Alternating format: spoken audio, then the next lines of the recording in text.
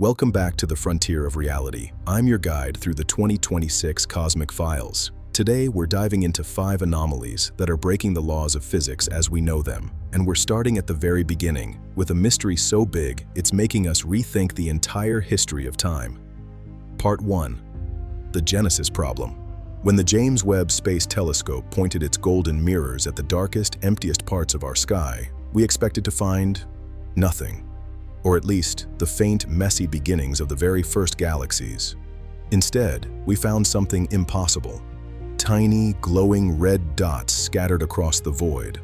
At first, we thought it was a mistake, just digital noise or dust. But the data was clear. They were real. And they were ancient. We called them the little red dots. But don't let the name fool you. These aren't small objects. They are just incredibly far away, over 13 billion light-years from Earth.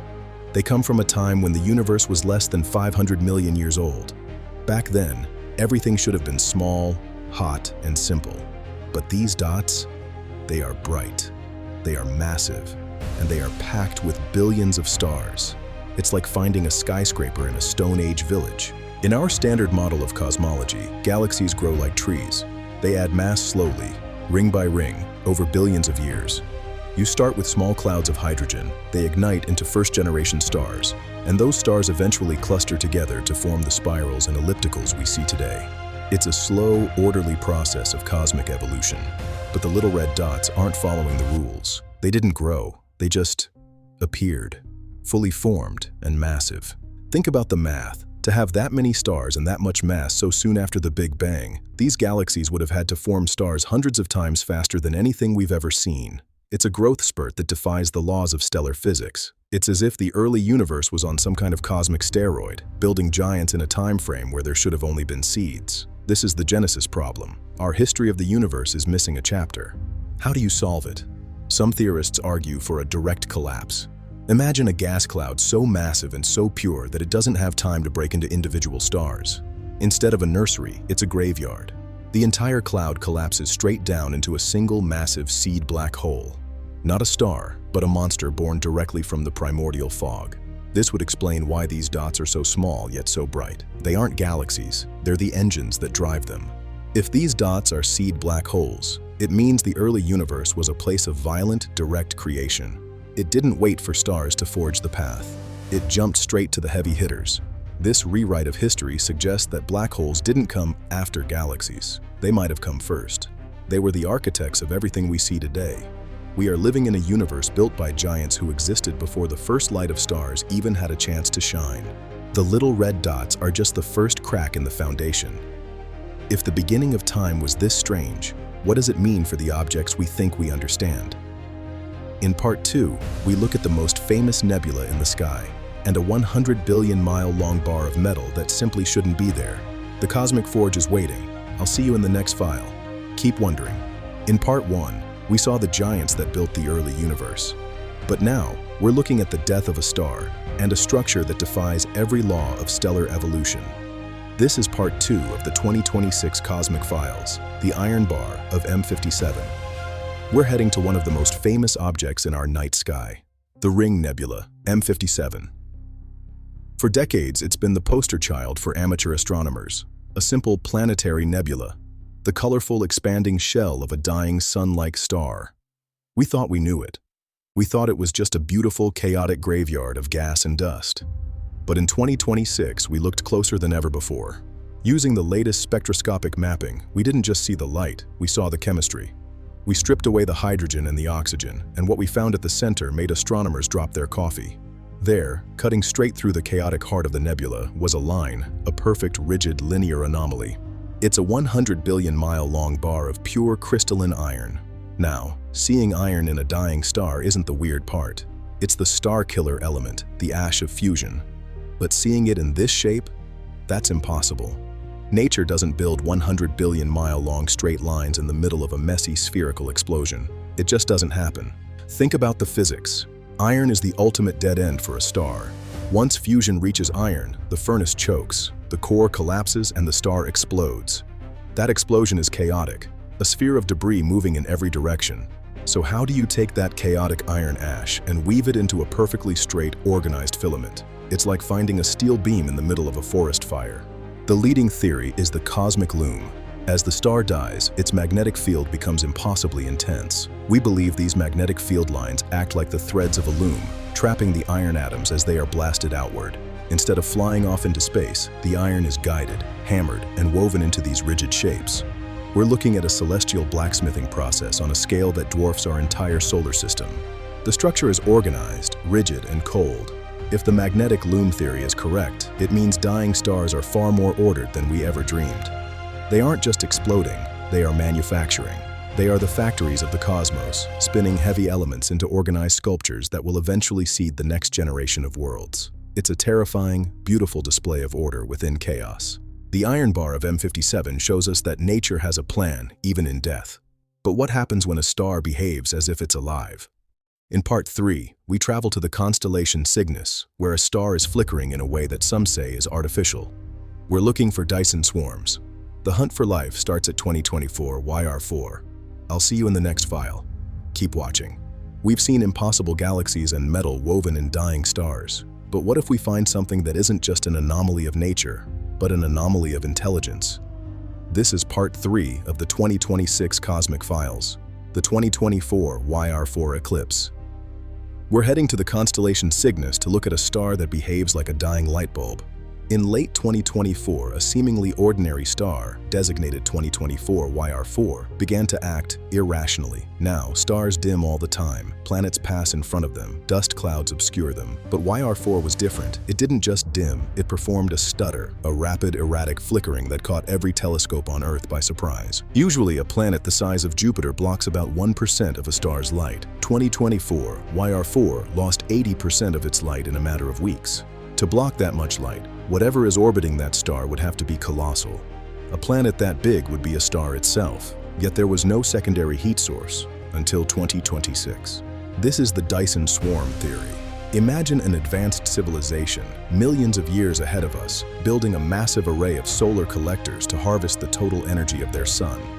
Not a solid shell, but a swarm of millions of individual structures, each the size of a city, orbiting in a complex, chaotic dance. That would explain the 80% drop, and it would explain the stutter.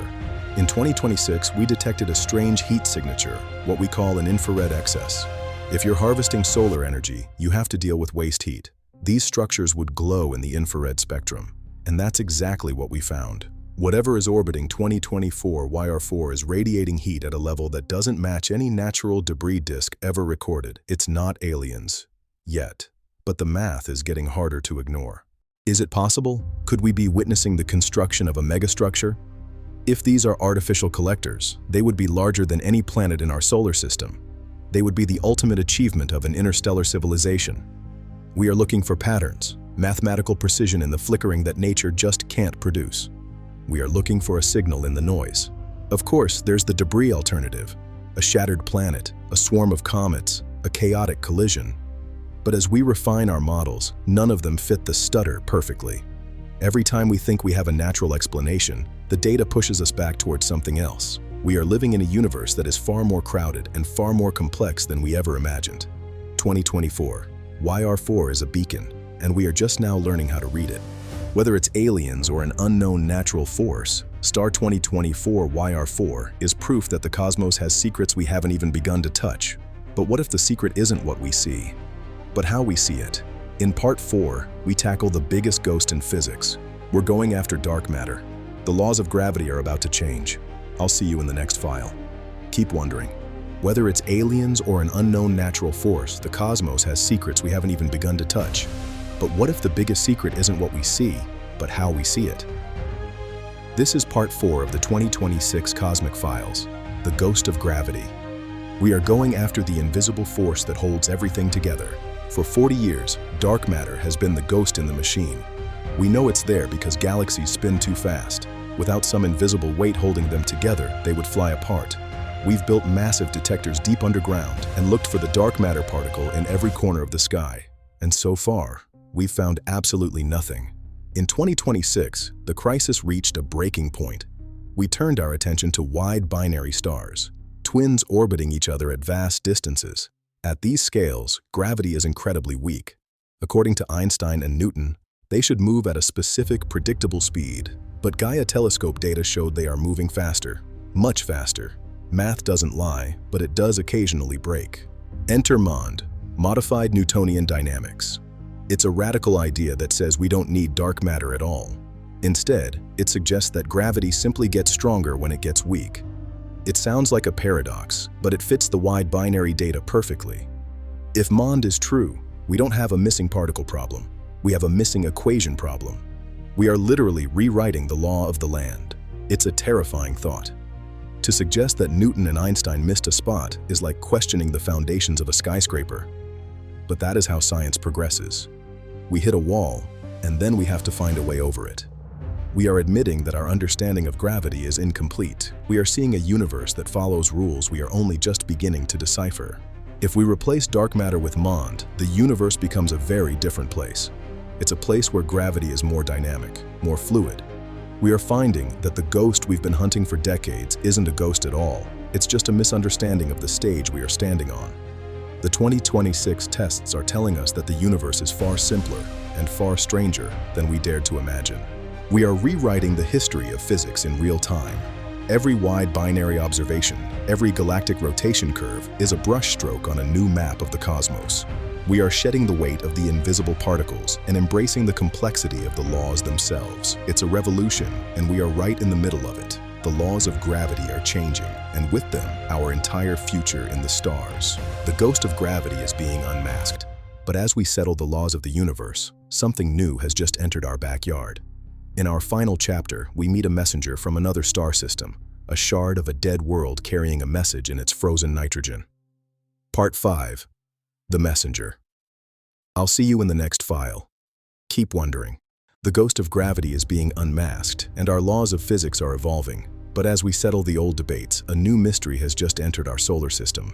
This is the final chapter of the 2026 Cosmic Files, The Messenger. We're meeting an interstellar visitor that wasn't supposed to exist. In late 2025, the Atlas survey spotted a fast-moving object. It wasn't a comet from our Kuiper belt, and it wasn't an asteroid from the belt between Mars and Jupiter. It came from the deep void between the stars. Designated 3I Atlas, it is our third recorded interstellar visitor, a messenger from a place we can never visit. But 3I Atlas is acting strange. Most comets grow a tail that points away from the sun, pushed by solar winds, but Atlas has a sunward tail. As it gets closer to the heat, it shoots jets of gas directly toward the sun, acting like a cosmic brake. It's a behavior we've never seen in a natural object, until 2026. We now believe 3I Atlas is a shard of an exo-Pluto, a piece of a nitrogen-rich planet from a star system that died billions of years ago. When that star reached its end, the planets were shattered and this piece was flung into the dark. It is a time capsule, carrying the frozen chemistry of a world that no longer exists. A piece of history floating through our backyard. We are living in the golden age of disbelief. Every time we think we have the answer, the universe changes the question. We've seen impossible early galaxies, crystalline structures in dying stars, potential Dyson swarms, and the unmasking of gravity itself. But that is why we look up. Because the mysteries don't just tell us what's out there, they tell us how much we have left to learn. The 2026 Cosmic Files are just the beginning. With every new observatory and every new sensor, the clock of the universe keeps revealing new gears. We aren't just observers, we are participants in a grand cosmic drama that spans billions of years and trillions of miles. The horizon is moving, and we are moving with it. So keep wondering, keep exploring, and keep watching, because the next file is already being written and the universe is waiting for us to find it. Thank you for joining me on this journey into the dark. I'm your guide through the Cosmic Files. Until next time, the universe is wide and we are just getting started. Keep looking up.